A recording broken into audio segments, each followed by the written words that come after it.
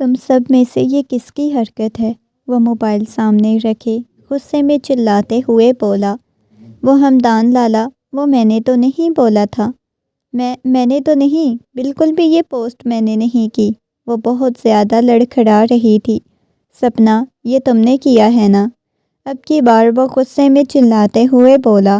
وہ اچھی طرح جانتا تھا ایسی حرکتیں اس کے خلاف کوئی اور نہیں کر سکتا۔ نہیں لالا، آپ کو پتہ ہے یہ انوشے نے ایسا کیا ہے۔ میں نے بالکل بھی نہیں کیا، وہ خشک گھونٹ بھرتے ہوئے انوشے کی طرف دیکھتے ہوئے بولی۔ انوشے کی تو آنکھیں ہی پھیل گئی تھیں۔ نہیں لالا، بالکل بھی نہیں، میں نے بالکل بھی نہیں کیا۔ آپ کو پتہ ہے نا، میں کبھی بھی ایسا نہیں کر سکتی۔ اور تم لوگوں کی باقی وہ کہاں ہیں؟ لالا، وہ سب تو سو گئی ہیں۔ ٹھیک ہے انوشے، تم جاؤ، سپنا کو میں دیکھ لیتا ہوں۔ نہیں نہیں انوشے، مجھے چھوڑ کے مت جانا۔ اس نے فوراً سے انوشے کے ہاتھ کو دبوچ لیا تھا، مگر انوشے تو اپنا ہاتھ چھڑاتی ہوئی جلدی سے وہاں سے باہر چلی گئی۔ اس نے سپنا کو کتنا منع کیا تھا کہ الٹی سیدھی حرکتیں مت کرو، ہر کسی کے ساتھ مذاق مت کرو، لیکن ہمدان لالا کے ساتھ مذاق کرنے کے بارے میں سوچنا بھی مت۔ مگر اس کے باوجود اس نے ہمدان لالا کے رشتے والی پوسٹ لگا دی۔ اور ہاں انوشے، جاتے ہوئے کمرے کا دروازہ بند کرتی جانا۔ سپنا نے مڑ کے دروازے کی طرف دیکھا، خشک گھونٹ بھرتے ہوئے ہمدان کو دیکھنے لگی۔ وہ ہمدان لالا، آپ کو پتہ ہے میں نے ایسا نہیں کیا۔ وہ خشک گھونٹ بھرتے ہوئے ہمدان کو دیکھنے لگی۔ ہمدان ایک ایک قدم چلتا اس کے پاس آنے لگا، پیچھے ہوتی دیوار کے ساتھ لگ گئی تھی۔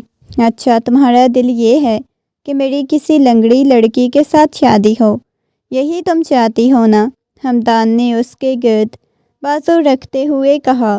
وہ نفی میں سر ہلانے لگی۔ نہیں ہمدان لالا، قسم لے لیں، میں ایسا بالکل بھی نہیں چاہتی۔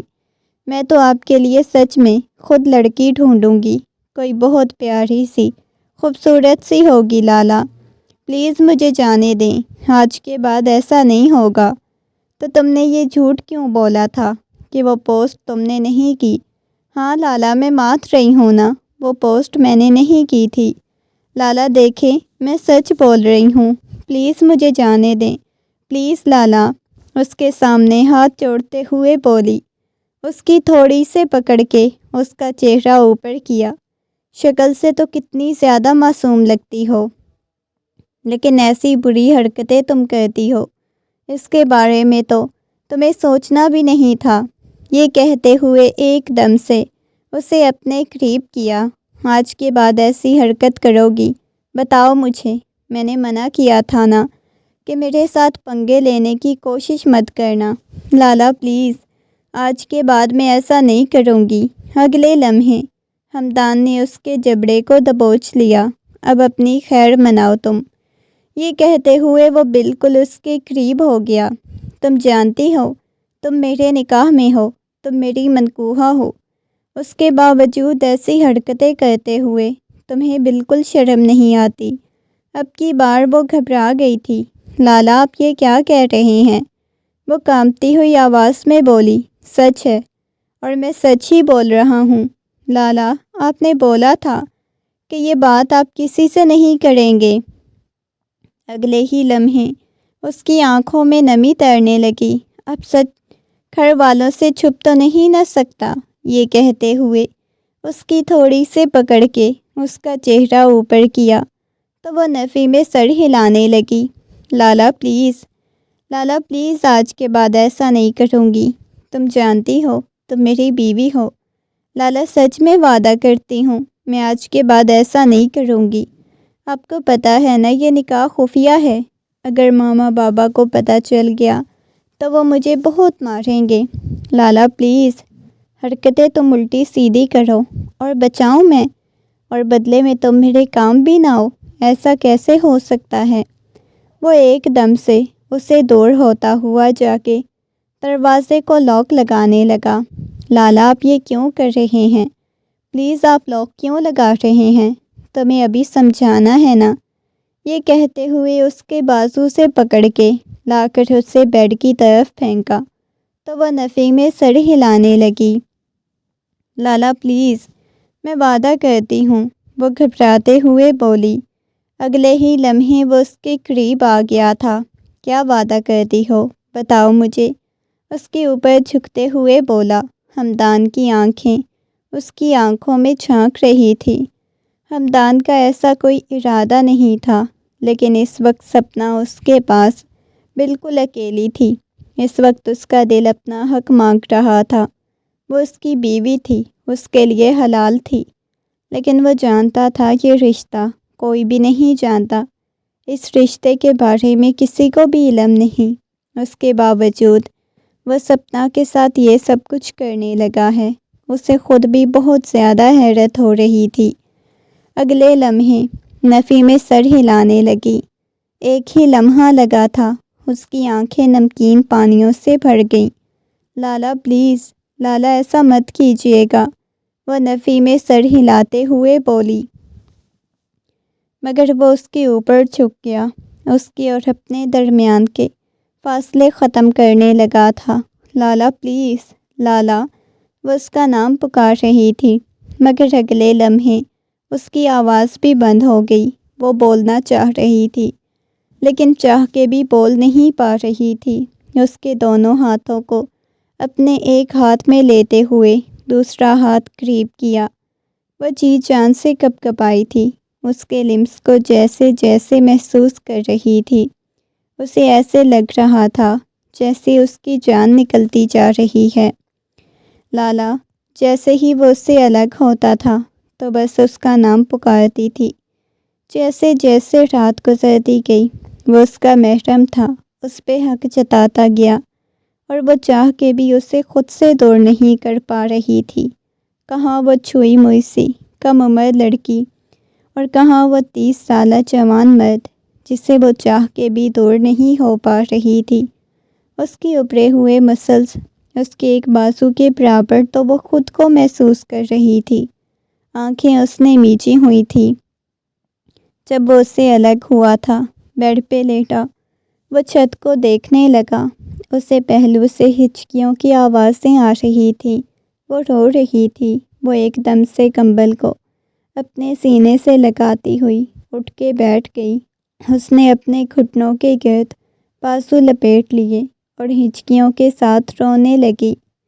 رونا بند کرو، ورنہ بالکل بھی نہیں بخشوں گا۔ نہیں، ابھی تک تم میرے پاس ہی ہو۔ اگر مجھے تمہارے رونے کی یا تمہاری سسکیوں کی آواز آئی تو تم سوچ بھی نہیں سکتی کہ میں کیا کروں گا۔ وہ ایک دم سے اس کے سینے پہ مکے مارنے لگی۔ میرے ساتھ ایسا کیوں کیا؟ بتائیں مجھے، کیوں ایسا کیا؟ اس کے سینے پہ مکے مار رہی تھی اور وہ اپنا غصہ نکال رہی تھی۔ اس کی آنکھوں سے دھڑا دھڑ آنسو بہے جا رہے تھے۔ لالا، بتائیں مجھے، آپ نے میرے ساتھ ایسا کیوں کیا؟ اس کے لبوں پہ اپنی شہادت کی انگلی رکھ گیا۔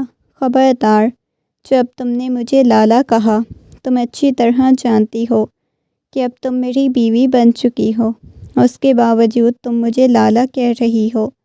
اس کے چہرے کو اپنے ہاتھوں کے پیالے میں بھرتے ہوئے گویا ہوا، آپ بہت برے ہو، مجھے آپ کے ساتھ کوئی بات نہیں کرنی، چلے جائیں یہاں سے۔ میں نے بولا چلے جائیں، وہ غصے میں چلاتے ہوئے بولی۔ میری جان، آہستہ بولو، اگر کوئی جاگ گیا یا کسی نے ہماری باتیں سن لی تو بہت برا ہوگا۔ یہ کہتے ہوئے ایک دم سے کھینچ کے اپنے قریب کر گیا۔ لالا، اب کی بار وہ کانپتے ہوئے اپنا سر اس کے سینے پہ ٹکا گئی، بہت بری طرح سے رونے لگی۔ وہ دھیرے دھیرے اس کے بالوں میں ہاتھ پھیر رہا تھا۔ چلو بالکل، اب رونا نہیں، شاباش جاؤ۔ نہیں، مجھے شاور نہیں لینا، اتنی ٹھنڈ ہے، وہ ہچکیوں کے ساتھ روتے ہوئے بولی۔ اٹھو اور پھر جاؤ اپنے کمرے میں، شاباش، وہ نرمی سے اسے سمجھا رہا تھا۔ پلیز لالا، اب کی بار اس کا لہجہ بالکل نرم ہوا تھا۔ آپ اس بارے میں ماما بابا کو نہیں نہ بتائیں گے، وہ مجھے بہت زیادہ ماریں گی، مما نے میری جان نکال لینی ہے۔ آپ کسی کو کچھ نہیں نہ بتائیں گے؟ وہ اس کے ہاتھ کو پکڑتے ہوئے معصومیت سے کہہ رہی تھی، جبکہ وہ نہیں جانتی تھی آگے اس کے لیے کیا کچھ ہوگا، کون کون سی مصیبت کھڑی ہو جائے گی۔ بالکل کسی کو بھی نہیں بتاؤں گا۔ اس کے بالوں کو کانوں کے پیچھے اڑستے ہوئے گویا ہوا تھا۔ ہمدان خود نہیں جانتا تھا کہ وہ یہ سب کچھ کیا کر چکا ہے، اس کا نتیجہ کیا نکلے گا، کیونکہ ان کے خاندان میں بالکل بھی فرسٹ کزن میں شادیاں نہیں ہوتی تھی اور آقا جان اس چیز کے سخت خلاف تھے۔ دوڑ پاڑ کے رشتہ داروں میں شادیاں کی جاتی تھیں، آؤٹ آف فیملی کی جاتی تھی، کیونکہ وہ کہتے تھے کہ آپس میں کزنس تو بہن بھائیوں کے جیسے ہوتے ہیں، اس سے بہت زیادہ مسائل بھی پیدا ہوتے ہیں، اس وجہ سے وہ ایسا نہیں چاہتے تھے۔ اس کے ماما بابا بھی آپس میں کزنس تھے، اس وجہ سے اب وہ مزید آگے کزن میرج لے کے نہیں چلنا چاہتے تھے، جبکہ ان دونوں کا نکاح ایک حادثہ تھا اور آج وہ اس حادثے کو مزید آگے بڑھا گیا۔ لالا، مجھے ڈر لگ رہا ہے، وہ کانپتی ہوئی آواز میں بولی۔ وہ اس کے لرزتے ہوئے ہونٹوں کو دیکھنے لگا۔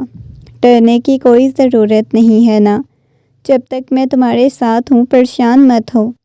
یہ کہتے ہوئے اس کے بالوں کو کانوں کے پیچھے اڑستے ہوئے گویا ہوا۔ لالا، ایک دفعہ پھر سے اس نے تھک ہار کے اس کا نام پکارا، اس کے سینے میں اپنا چہرہ چھپائے بری طرح سے رونے لگی۔ اسے ڈر بھی لگ رہا تھا، اب کی بار اس کی سخت گرفت ہونے لگی۔ اچھا، میں اپنے کمرے میں جا رہی ہوں، لیکن ہمدان کے جذبات کو ایک دفعہ پھر سے بھڑکا گئی تھی۔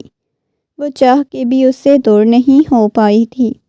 صبح جب اس کی آنکھ کھلی تو وہ اپنے کمرے میں موجود تھی۔ ایک دم سے اٹھ کے بیٹھی، چاروں طرف کمرے کو دیکھنے لگی۔ کل جو میں نے دیکھا تھا وہ خواب تھا کیا؟ وہ حیرت سے چاروں طرف دیکھ رہی تھی۔ اپنے کمرے میں تھی۔ اگلے لمحے ہمدان کے کپڑے دیکھ کے اس کا چہرہ شرم سے لال ہو گیا۔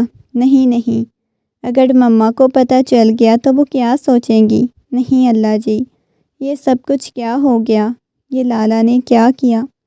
اپنے بالوں کو مٹھیوں میں دبوچے وہ بیٹھی ہوئی تھی جب دروازے پہ دستک ہونے لگی۔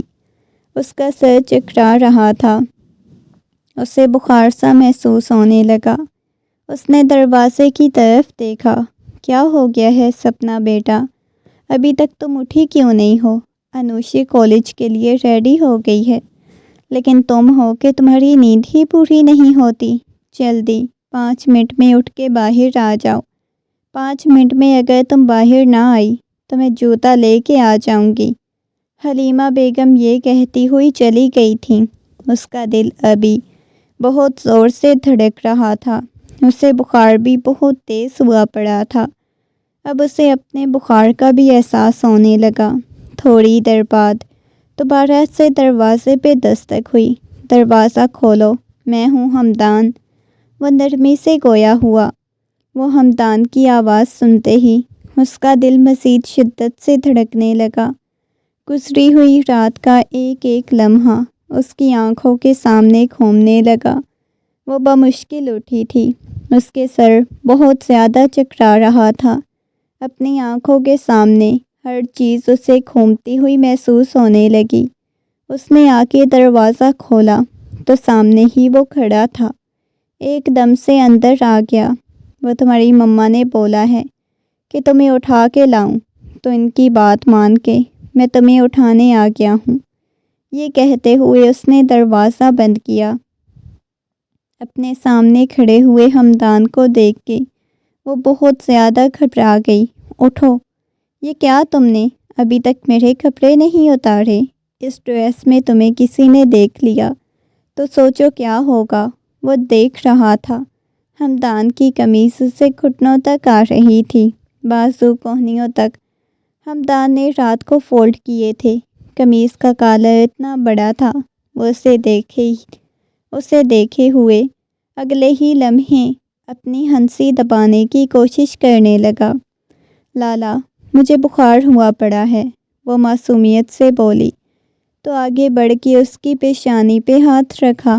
ہائے اللہ، تمہیں تو سچ میں بہت تیز بخار ہوا پڑا ہے۔ اچھا ٹھیک ہے، شاباش، چینج کر کے سو جاؤ، میں چچی جان کو بتاتا ہوں کہ تمہیں تیز بخار ہوا پڑا ہے۔ یہ کہتے ہوئے وہ باہر کی طرف آیا تو سامنے ہی حلیمہ بیگم کھڑی ہوئی تھی۔ کہنے لگیں، بیٹا اٹھ کے آ رہی ہوگی نا؟ یقیناً تم اٹھانے گئے ہوگے تو اٹھ گئی ہوگی۔ ایک کام کریں، آپ انوشے کو ڈرائیور کے ساتھ کالج بھیج دیں، میں اسے ہاسپٹل لے کے جاتا ہوں، اسے بخار ہوا پڑا ہے۔ کیا مطلب بیٹا، بخار ہوا پڑا ہے؟ ایویں ڈرامے کر رہی ہوگی۔ نہیں چچی جان، میں نے خود اسے ہاتھ لگا کے دیکھا ہے، وہ بخار میں تپ رہی ہے۔ اس لڑکی کو جا کے دیکھتی ہوں۔ حلیمہ بیگم کی تو جان پہ بن آئی تھی، اسے ذرا بھی کچھ ہوتا تھا۔ آخرکار وہ ان کی لاڈلی تھی، اکلوتی بیٹی تھی۔ جلدی سے وہ کمرے کی طرف گئی۔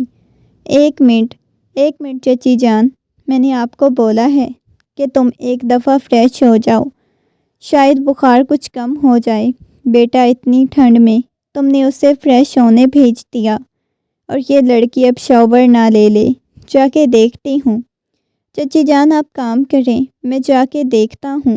آپ نے زبردستی اس نے ان کو کچن میں دھکیل دیا۔ وہ نہیں چاہتا تھا وہ جا کے اس کا حلیہ دیکھیں، وہ جس حلیے میں کمرے میں بیٹھی ہوئی تھی۔ چلو ٹھیک ہے بیٹا، جا کے دیکھو۔ میرے دل کو تو کچھ ہو رہا ہے۔ اس لڑکی کو 2-3 لگاؤ، اسے اپنی صحت کا خیال نہیں ہوتا۔ اور انوشے مسلسل دروازے کی طرف دیکھ رہی تھی۔ اسے تو ابھی سے دال میں کچھ کالا لگنے لگا تھا، اور وہ بار بار اپنے لالا کو دیکھ رہی تھی۔ انوشے کو دیکھا، لالا کو دیکھ رہی تھی۔ انوشے دیکھ کیا رہی ہو؟ تمہیں دیر ہو رہی ہے، جاؤ۔ اسے جانے کا اشارہ کیا تو جلدی سے بیگ کندھے پہ ڈالتے ہوئے چلی گئی تھی۔ حمدان کی مما اسے مسلسل گھورے جا رہی تھی۔ شرم تو نہیں آتی تمہیں؟ وہ غصے میں بولا۔ حمدان اسے مسلسل گھورے جا رہی تھی۔ شرم تو نہیں آتی تمہیں؟ بہن تمہاری ڈرائیور کے ساتھ جا رہی ہے، اور اس مہارانی کو تم نے ہاسپٹل لے کے جانا ہے۔ انہوں نے ہمیشہ کی طرح غصے میں کہا۔ مما کیا ہو گیا ہے، بچی ہے۔ یہ کہتے ہوئے وہ کمرے میں آیا تو وہ سامنے ہی آئینے کے سامنے کھڑی اپنے بالوں کو ڈرائر سے خشک کر رہی تھی۔ وہ ایک ایک قدم چلتا ہوا اس کے پاس آیا۔ مجھے تو اس کے ہاتھ سے ڈرائر پکڑتے ہوئے اس کے بالوں کو خشک کرنے لگا۔ اسی لمحے آغا جان دروازے میں آئے تھے۔ ان دونوں کو ایک دوسرے کے اتنا قریب دیکھا، اور حمدان کو اس کے بال خشک کرتا ہوا دیکھ کے آغا جان کی پیشانی پہ بل نمودار ہوئے۔ خبردار، کیا یہ مردوں کے کام نہیں ہیں؟ وہ غصے میں چلاتے ہوئے بولے۔ ان کی بات سن کے فوراً سے گھبرا گئی۔ اس قدر سنجیدہ مزاج شخص سے وہ ایسی چھچھوڑی حرکتوں کی توقع نہیں کر سکتے تھے۔ اس وجہ سے وہ غصے میں چلاتے ہوئے بولے تھے، جان میں تو آپ کی مدد کر رہا تھا آقا جان، وہ اسے ہاسپٹل لے کے جانا ہے، اسے بخار ہوا پڑا ہے۔ اگر اسے بخار ہوا پڑا ہے، اسے نہانے کی کیا ضرورت تھی؟ انہوں نے غصے میں سپنا کی طرف اشارہ کرتے ہوئے کہا۔ وہ اپنا ہاتھ لٹکاتے ہوئے بولی۔ آغا جان نے عجیب نگاہوں سے حمدان کی طرف دیکھا۔ میں اسفند کو بولتا ہوں، وہ اسے لے کے جاتا ہے ہاسپٹل، تم اپنے کام دیکھو، معاملات دیکھو۔ اسے ہاسپٹل لے کے کیوں جاؤں گے؟ آغا جان کیا ہو گیا ہے؟ میں لے کے جاتا ہوں نا، پلیز آغا جان۔ چاچو جان گھر میں کام ہے ان کو، وہ کسی ضروری میٹنگ سے گئے ہوئے ہیں، تو اس کے تایا جان لے کے جاتے ہوں گے۔ وہ نہ جانے کیوں آغا جان کو دال میں کچھ کالا لگ رہا تھا، اس وجہ سے انہوں نے منع کر دیا۔ آغا جان میں لے کے جاتا ہوں نا۔ چلو ٹھیک ہے، جلدی سے چادر لے کے آؤ باہر گاڑی میں تمہارا انتظار کر رہا ہوں۔ یہ کہتے ہوئے وہ باہر کی طرف چلا گیا۔ تھوڑی دیر بعد وہ بڑی سی چادر لے کے آ گئی تھی۔ آ کے وہ فرنٹ سیٹ پہ بیٹھ گئی۔ اس کا وجود ابھی بھی کپکپا رہا تھا۔ اس کے چہرے پہ عجیب طرح کے رنگ بکھرے ہوئے تھے، لیکن بجائے ہاسپٹل لے جانے کے گاڑی اس نے کسی اور طرف ہی موڑ دی۔ آپ مجھے کہاں لے کے جا رہے ہیں؟ وہ گھبراتے ہوئے بولی۔ جہاں تمہارا حق بنتا ہے لے کے جانے کا، وہیں لے کے جا رہا ہوں۔ یہ تمہارا بخار کسی دوا سے ٹھیک نہیں ہوگا، بلکہ میرے پاس آؤ گی۔ وہ سنجیدگی سے گویا ہوا۔ مجھے آپ کی بات کی سمجھ نہیں آئی۔ بہت جلد سمجھ جاؤ گی۔ یہ کہتے ہوئے اس نے گاڑی کی فل سپیڈ بہت زیادہ ڈر رہی تھی۔ ایسے لگ رہا ہے مجھے لالا کہنا بند کرو۔ بالکل بھی لالا نہیں کہنا۔ وہ غصے میں اس کی طرف دیکھتے ہوئے بولا۔ میں نے صبح آغا جان سے تمہارے اور میرے رشتے کے بارے میں بات کی تھی، لیکن آغا جان نے مجھے بولا ہے کہ اس میں سوچنا ہے۔ کم از کم آغا جان کو میں نے بتاؤں گا کہ میں تم سے محبت کرتا ہوں اور بہت زیادہ آگے چلا گیا ہوں۔ میں نے تو پلان بھی کر لیا ہے تمہارے ساتھ۔ یہ سن کے اس کا دماغ ہی گھوم گیا۔ لالا یہ آپ کیا کہہ رہے ہیں؟ وہ کانپتی ہوئی آواز میں بولی۔ ہمدان نے ایک دم سے اس کے ہاتھ کو اپنے ہاتھ کی مضبوط گرفت میں لے لیا تھا۔ ہمدان نے اس کے ٹھنڈے ہاتھوں کو اپنے ہاتھ میں لیا۔ تھوڑی ہی دیر بعد گاڑی ایک فارم ہاؤس کے سامنے رکی۔ اب یہ مجھے کہاں لے کے آ گئے ہیں؟ وہ ڈرتے ہوئے بولی، لیکن ہمدان نے اس کی کوئی بات نہیں سنی۔ آگے دوسری طرف سے گاڑی کا دروازہ کھولا، اسے گاڑی سے باہر نکلنے کا اشارہ کیا۔ نہیں، نفی میں سر ہلانے لگی۔ میں نہیں آؤں گی، مجھے زیادہ ڈر لگ رہا ہے، وہ ہچکیوں کے ساتھ روتے ہوئے بولی۔ لیکن اسے اندر کی طرف لے کے آیا، اسے اپنے سامنے کھڑا کیا۔ میں تمہارے ساتھ اس خوبصورت تعلق کو آگے بڑھانا چاہتا ہوں۔ آخر نکاح ہو گیا تھا، نکاح تمہاری مرضی سے ہوا، لیکن یہ رشتہ اب میری مرضی سے آگے بڑھے گا۔ لیکن لالا آپ نے تو کل رات مجھے کہنا بند کرو، لالا کہنا بند کرو۔ اس کے کان میں سرگوشیانہ انداز میں بولا کہ اپنے ساتھ لگا لیا۔ اور لالا پلیز، وہ ہچکیوں کے ساتھ روتے ہوئے بولی تو ایک دم سے اس کا دماغ گھوم گیا۔ اس کا رخ اپنی طرف کیا، اس کے چہرے کو اپنے ہاتھوں کے پیالے میں بھرتا، اس کے آنسو صاف کرنے لگا تھا۔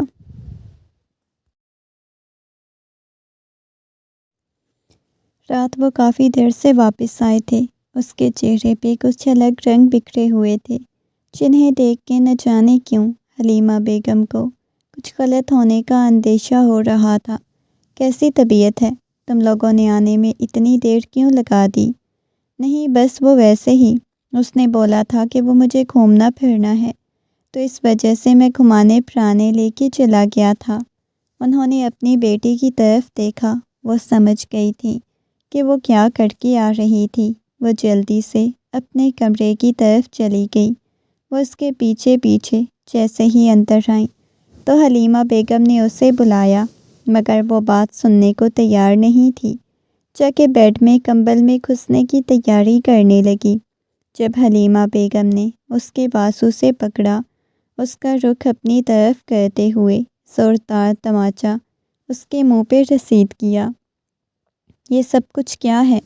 وہ غصے میں چلاتے ہوئے گویا ہوئی۔ وہ مما، وہ تم اس شخص کے ساتھ کیا کر کے آ رہی ہو؟ ہمدان کے ساتھ تم نے کیا کیا ہے؟ وہ ایک ایک لفظ کو چباتے ہوئے بولی۔ وہ مما، اس کے لب کپکپا رہے تھے، ان کی طرف دیکھنے لگی۔ تمہارے چہرے کی ساری معصومیت کہاں غائب ہے؟ یہ تمہارے چہرے پہ اتنی چالاکی کیوں آئی ہوئی ہے؟ اپنی ماں سے کیا چھپانے کی کوشش کر رہی ہو؟ بتاؤ مجھے۔ اگلے لمحے اس کی شال اتار کے اس کے بالوں کو پیچھے کیا، اس کی گردن پہ نشان دیکھنے لگی۔ ایک تماچا اس کے منہ پہ رسید کیا۔ یہ تم نے کیا کیا ہے؟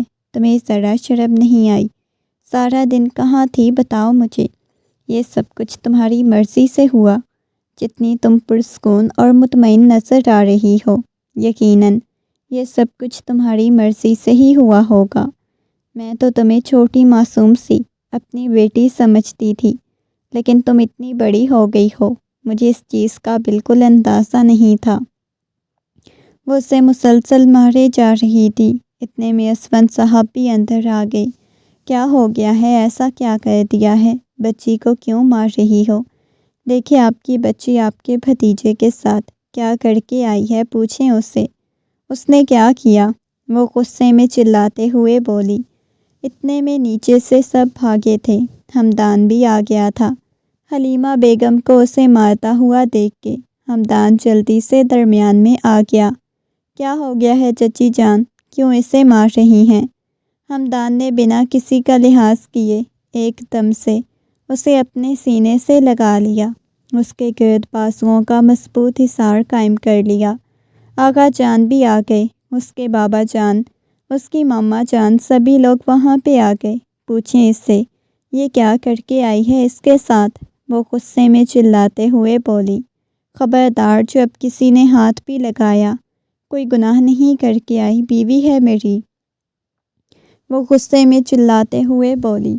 تو آغا جان حیرت سے اسے دیکھنے لگے۔ یہ تم کیا بکواس کر رہے ہو؟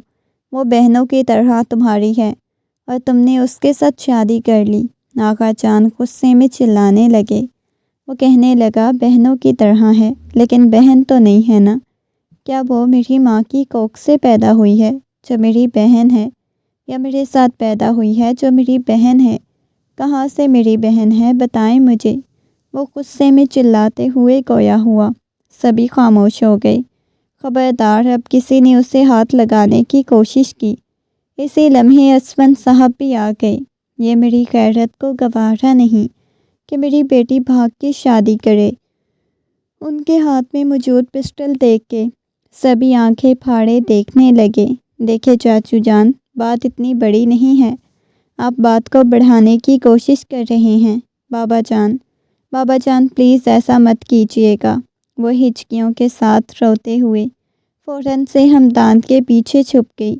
میں آپ لوگوں کا خون ہوں، آپ لوگ ایسا کیوں کر رہے ہیں؟ ہمدان غصے میں چلاتے ہوئے بولا۔ تم ہمارا خون ہوتے تو ہم یہ خوشی خوشی تمہارے حوالے کر دیتے، لیکن تم ہمارے دشمنوں کا خون تھے۔ اسفند صاحب نے چلاتے ہوئے کہا۔ پیچھے کھڑی رضیہ بیگم فوراً سے اپنا دل تھام کے پیچھے کی طرف بیٹھ گئیں۔ وہ سچ جیسے سب لوگ چھپاتے آ رہے تھے، وہ کھل ہی گیا تھا۔ پہلی دفعہ ہمدان کو احساس ہوا، ہمیشہ انوشے سے بھی اسے دور کیوں رکھا گیا، ہمیشہ اسے دور کیوں رکھا گیا۔ محبت تو اسے بہت ملی، اہمیت بھی بہت ملی، لیکن ہمیشہ دونوں بیٹیوں سے اسے دور رکھا گیا۔ اسے اس چیز کی سمجھ آ گئی۔ اگلے لمحے اسفند صاحب کے ہاتھ سے گولی چلی۔ ہمدان فوراً سے ہوش کی دنیا میں واپس آیا۔ اس نے میرا مان توڑا ہے، میں اسے بالکل نہیں بخشوں گا۔ اگلے ہی لمحے دوسری گولی بھی چل گئی۔ وہ لڑکھڑاتی ہوئی نیچے گر گئی۔ وہ نیچے فرش پہ گری ہوئی سپنا کو دیکھنے لگا۔ سپنا آنکھیں کھولو، سپنا۔ آغا جان بھی جلدی سے آگے کی طرف بڑھے۔ اپنی لاڈلی پوتی کو نیچے گرا ہوا دیکھ کے ان کے دل کو کچھ ہونے لگا۔ سپنا بچے، وہ اس کی گال کو تھپ تھپانے لگے۔ سبھی لوگ بہت زیادہ پریشان ہو گئے تھے۔ خبردار، جو کسی نے سپنا کو ہاتھ لگانے کی کوشش کی، اس کی آنکھیں لال انگارہ ہو رہی تھی۔ اسے تو اپنی اصلیت بھی پتہ نہیں تھی۔ اگر وہ ان کی اولاد نہیں تھا تو پھر وہ کون تھا؟ اسے لے کے فوراً سے ہسپتال پہنچا۔ اس کی آنکھوں سے بس آنسو بہہ کر شیو میں جذب ہو رہے تھے۔ اپنے بالوں کو مٹھیوں میں دبوچے وہیں پہ بیٹھا ہوا تھا۔ کافی وقت بعد ڈاکٹر باہر آئی، کہنے لگی دیکھیں ان کا بلڈ بہت زیادہ لاس ہو چکا ہے، آپ پلیز جلدی سے ان کے بلڈ کا ارینج کرنا ہوگا۔ آپریشن تو ہو گیا تھا لیکن اس کی کنڈیشن بہت زیادہ خراب تھی۔ ڈاکٹر کچھ بھی نہیں بتا رہے تھے۔ اسفند صاحب تو نہیں آئے تھے لیکن آقا جان آئے ہوئے تھے۔ اگلے لمحے اس نے آقا جان کی طرف دیکھا۔ آقا جان میں کون ہوں؟ حاکم صاحب بھی آ گئے۔ وہ اپنے بابا کی طرف تو دیکھ ہی نہیں رہا تھا کیونکہ وہ اس کے سگے بابا نہیں تھے۔ حاکم صاحب اس کے پاس آئے اور کہنے لگے دیکھو میں نے ہمیشہ تمہیں اپنی سگی اولاد کی طرح چاہا، مجھ سے نظریں مت چراؤ۔ ان کے دل کو کچھ ہو رہا تھا، وہ سوچ بھی نہیں سکتے تھے کہ اسفند جس بات میں آ کے اتنا بڑا راز کھول دے گا۔ حاکم صاحب اسے دیکھ رہے تھے۔ آقا جان اگر میری سپنا کو کچھ ہوا تو میں مر جاؤں گا، میرا دل بند ہو جائے گا۔ اس نے آقا جان کے ہاتھ کو پکڑ کے اپنے سینے پہ رکھا تو اس کا دل بہت بری طرح سے دھڑک رہا تھا۔ ڈاکٹرز نے کچھ بھی ٹھیک سے جواب نہیں دیا کیونکہ اس کے بچنے کے چانسز بہت کم تھے۔ 2 گولیاں لگی تھی، اس کا بلڈ بہت زیادہ لاس ہو چکا تھا۔ حاکم صاحب نے اسے کھینچ کے اپنے سینے سے لگا لیا۔ خدا کے لیے مجھ سے منہ مت موڑو، تمہارا باپ مر جائے گا، وہ کانپتی ہوئی آواز میں بولے، مگر ہمدان نے کوئی جواب نہیں دیا۔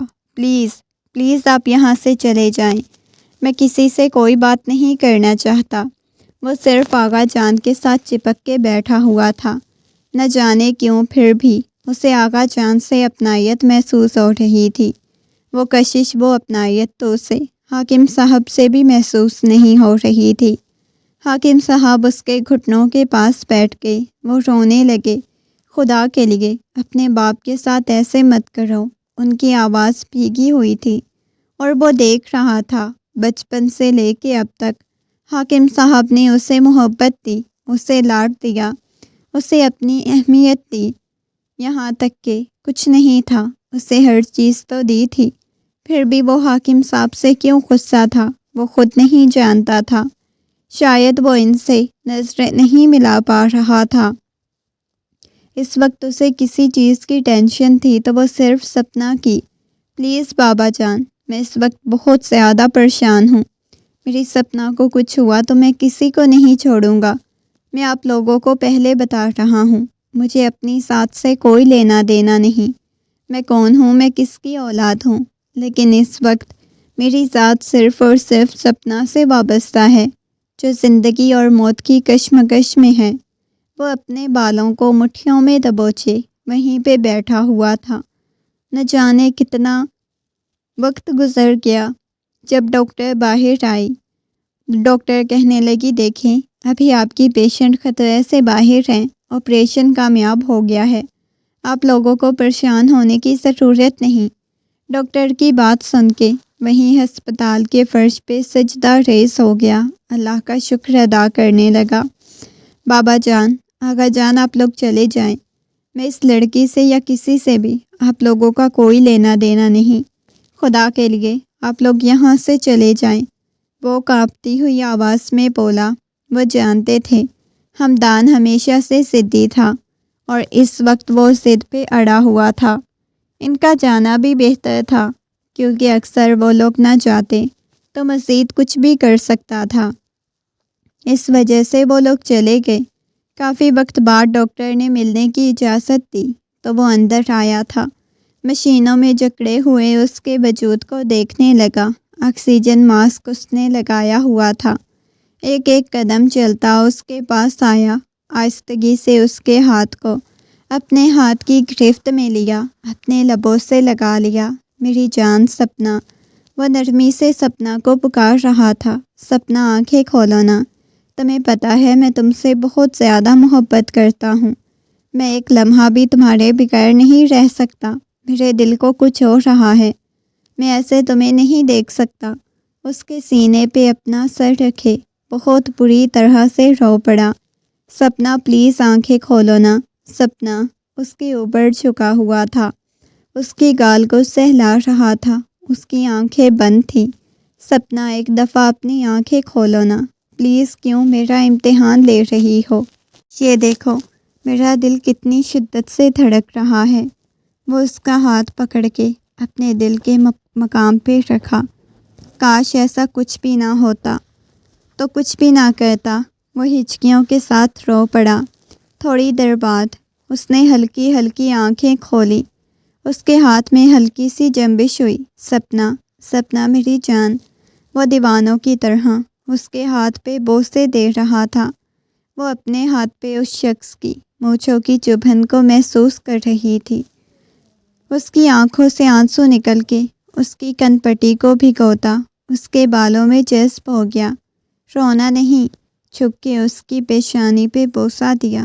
جلدی ٹھیک ہو جاؤ۔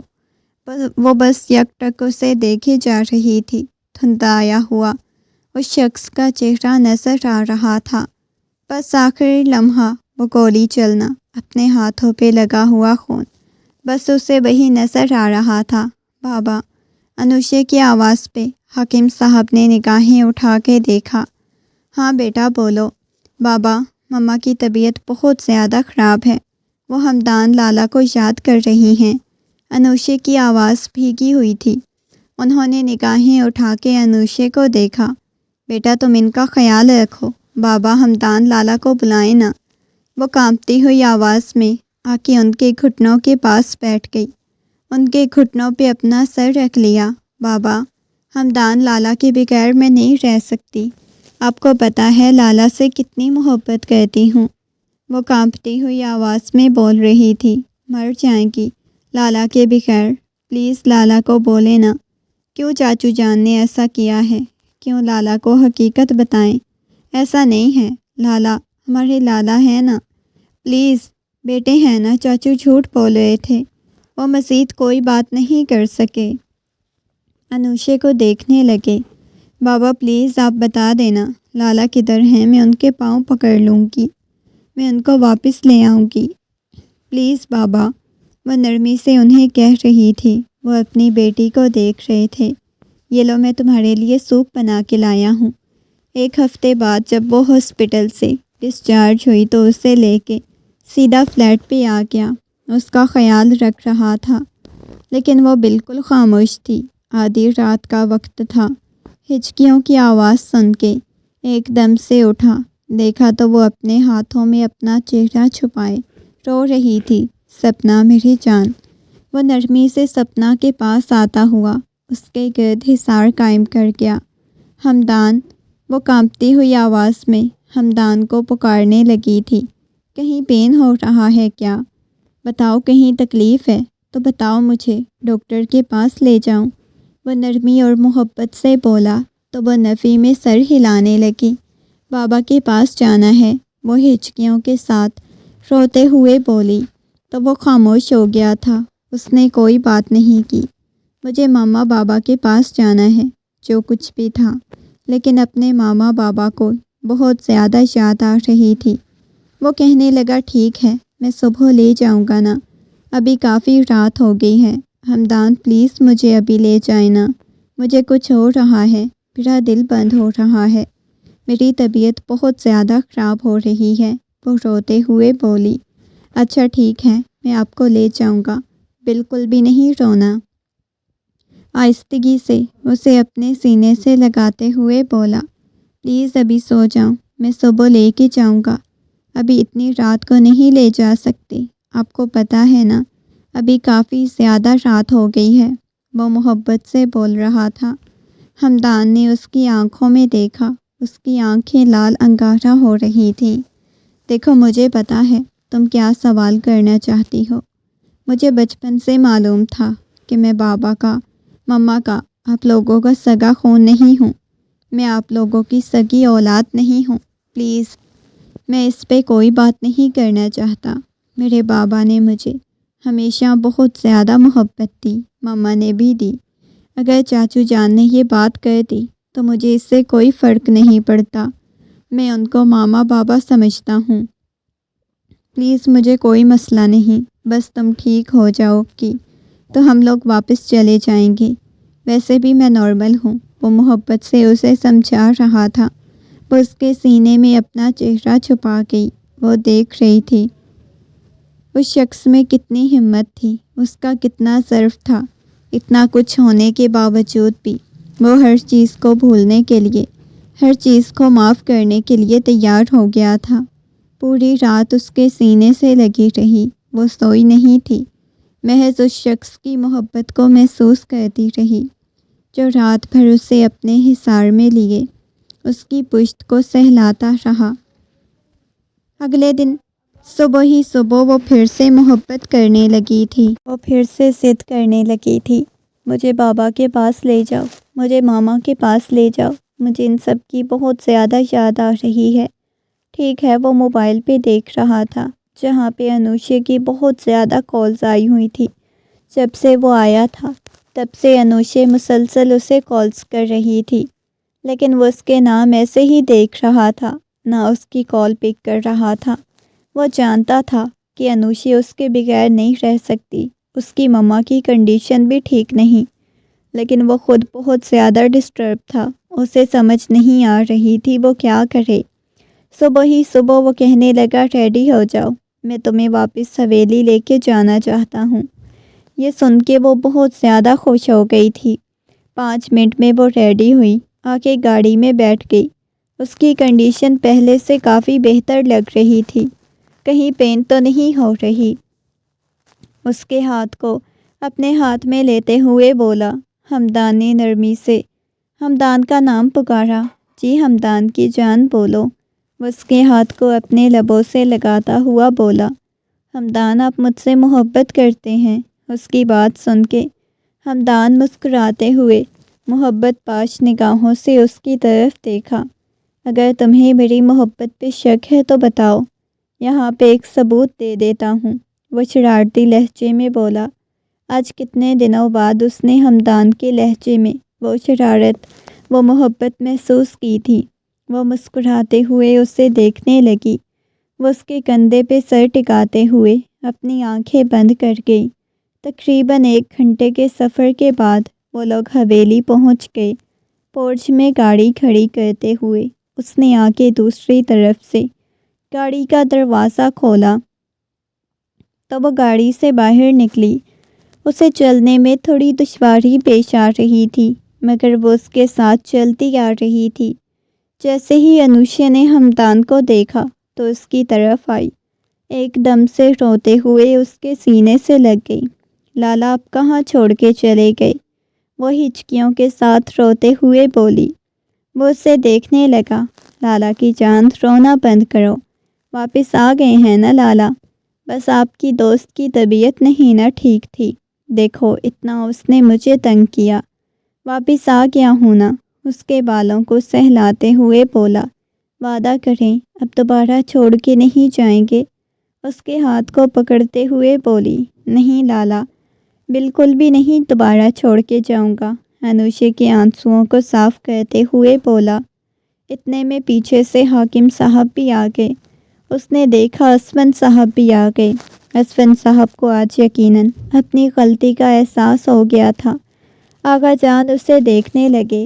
حاکم صاحب چلتے ہوئے ایک دم سے اس کے سینے سے لگ گئے تھے۔ سوری بابا جان، اس دن میں آپ کی بات نہیں سن رہا تھا، مجھے صرف سپنا کی فکر تھی، سپنا کی پرواہ تھی۔ ان کے سینے پہ سر رکھے ہوئے اپنی آنکھیں بند کر گیا۔ وہ اپنے ماضی کو یاد کر کے اپنی کسی قسم کی کوئی بات نہیں کھولنا چاہتا تھا۔ وہ کون تھا، کہاں سے آیا تھا؟ وہ انہیں اپنا ماما بابا سمجھتا تھا۔ حاکم صاحب نے اسے شدت سے خود میں بھینچ لیا۔ تم میرے بیٹے ہو، تمہیں پتہ ہے تم میری جان ہو، تم میرے جگر کا ٹکڑا ہو، کبھی تمہیں خود سے دور نہیں کر سکتا۔ ہمدان کو دیوانوں کی طرح اس کے چہرے پہ بوسے دے رہے تھے، جیسے ہمدان ان سے دور جائے گا تو نہ جانے انہیں کیا ہو جائے گا۔ مما کدھر ہیں؟ اس نے فوراً سے اپنی ماں کے بارے میں پوچھا۔ اس نے اسفند صاحب کی طرف ایک دفعہ بھی نہیں دیکھا۔ سپنا فوراً سے اسفند صاحب کے سینے سے لگ گئی۔ بابا جان، کیوں آپ نے ہمدان کو اتنی تکلیف دی؟ وہ روتے ہوئے ان سے پوچھ رہی تھی۔ وہ ہمدان سے معافی مانگنے لگے۔ دیکھیں چاچو جان، مجھے پتہ ہے آپ نے جو کچھ کیا تھا غصے میں کیا تھا، میری بھی غلطی تھی۔ مجھے یوں سپنا کے ساتھ شادی نہیں کرنی چاہیے تھی، تعلق کو آگے نہیں بڑھانا چاہیے تھا، لیکن بس یہ رشتہ بھی ہمارا مجبوری میں ہوا۔ میں حقیقت بتانا چاہتا ہوں۔ حقیقت سن کے وہ بہت زیادہ گھبرا گئی۔ بس ایک مسئلے کی وجہ سے مجھے سپنا کے ساتھ نکاح کرنا پڑا۔ یہ نہیں بتا پایا تھا۔ سپنا کسی لڑکے کی باتوں میں آ کے اس سے نکاح کرنے کے لیے گھر سے گئی۔ جب اس لڑکے نے دھوکہ دیا تو پھر فوراً سے یہ وہاں پہ پہنچ گیا۔ اس نے نکاح کر لیا۔ سپنا کے بچپنے پہ اس نے کسی قسم کی کوئی بات نہیں کی۔ وہ بچوں جیسی حرکت تو کر چکی تھی، لیکن وہ اس کا راز نہیں کھولنا چاہتا تھا۔ وہ اندر آیا تو سامنے اس کی مما سو رہی تھی۔ ان کی طبیعت انوشے نے بتایا تھا پچھلے کچھ دنوں سے خراب ہے، جس وجہ سے وہ اس وقت اپنے کمرے میں ہی تھی۔ مما وہ ان کے پاس آیا، چھپ کے ان کی پیشانی پہ بوسہ دیتے ہوئے بولا۔ اس کی مما نے گہری نیند میں بھی جیسے ہمدان کی آواز سنی تو فوراً سے اٹھ کے بیٹھ گئیں۔ ہمدان کو دیکھتے ہی اس کے چہرے کو اپنے ہاتھوں کے پیالے میں بھرتے ہوئے اس کے چہرے پہ بوسے دینے لگی۔ میرا بیٹا واپس آ گیا ہے، تم اب کبھی اپنی ماں کو چھوڑ کے مت جانا، تمہاری ماں تمہارے بغیر مر جائے گی۔ وہ دیوانوں کی طرح اس کے چہرے پہ بوسے دیتے ہوئے بول رہی تھی۔ نہیں مما، نہیں چھوڑ کے جاؤں گا، کیا ہو گیا ہے؟ وہ بہت بری طرح سے ہمدان کے سینے سے لگی رونے لگی۔ ارے مما کیا ہو گیا ہے؟ کیوں اتنا زیادہ رو رہی ہیں؟ پلیز رونا بند کریں۔ وہ نرمی سے بول رہا تھا۔ وہ اس کے سینے سے لگی ہوئی تھی۔ مما پلیز رونا بند کریں نا، وہ محبت سے بولا تو وہ اپنی آنکھوں کو صاف کرنے لگی۔ میں دوبارہ کبھی بھی اپنے بیٹے کو خود سے دور نہیں جانے دوں گی۔ تمہاری ماں تمہارے بغیر نہیں رہ سکتی، وہ محبت بھرے لہجے میں بول رہی تھی۔ ان کی بات سن کے وہ کہنے لگا، نہیں مما، وعدہ کرتا ہوں کبھی بھی آپ کو چھوڑ کے نہیں جاؤں گا۔ اس کے بعد ان دونوں کے گھر میں شادی کی تیاریاں ہونے لگیں۔ سبھی نارمل ہو گئے۔ وہ لمحہ بھی آ گیا جب وہ دلہن بنی اس کے کمرے میں بیٹھی ہوئی تھی۔ اس نے کبھی سوچا بھی نہیں تھا کہ اس کی ہمدان کے ساتھ شادی ہوگی۔ وہ بچپن سے ایک گھر میں رہتے آئے تھے۔ ان دونوں کے درمیان کتنی لڑائیاں ہوئی، کتنے جھگڑے ہوئے، اور ہمدان کس قدر سنجیدہ مزاج انسان تھا، لیکن اتنے وقت میں جو ہمدان کی محبت کو محسوس کیا، جو اس کی قربت کو محسوس کیا تھا، وہ سب کچھ بہت الگ تھا۔ بہت خوبصورت فیلنگز تھی، بہت خوبصورت جذبات تھے۔ وہ مسکراتے ہوئے اسے دیکھے جا رہی تھی۔ اس کی تھوڑی سے پکڑ کے اس کا چہرہ اوپر کیا۔ اس کے لبوں پہ ہلکی سی مسکراہٹ بکھری ہوئی تھی۔ اس کی پیشانی پہ محبت بھرا بوسہ دے دیا۔ وہ مسکراتے ہوئے اپنا چہرہ اس کے سینے میں چھپا گئی۔ ابھی بھی مجھ سے حق وصول کرنا ہے کیا؟ اسے دیکھتے ہوئے بولی۔ کیوں نہیں، آخر کو یہ خوبصورت حسین رات ایسے تھوڑی نہ جانے دوں گا، وہ مسکراتے ہوئے بولا۔ اس کی معنی خیز بات سن کے اس کے سینے پہ مکہ رسید کر گئی۔ خبردار، میں چینج کرنے جا رہی ہوں، یہ حق پہلے آپ لے چکے ہیں مجھ سے، بالکل بھی نہیں۔ یہ کہتے ہوئے کھینچ کے اسے اپنے بازوؤں کے حصار میں لے گیا۔ ان دونوں کی محبت بھری سرگوشیاں کمرے میں گونجنے لگیں۔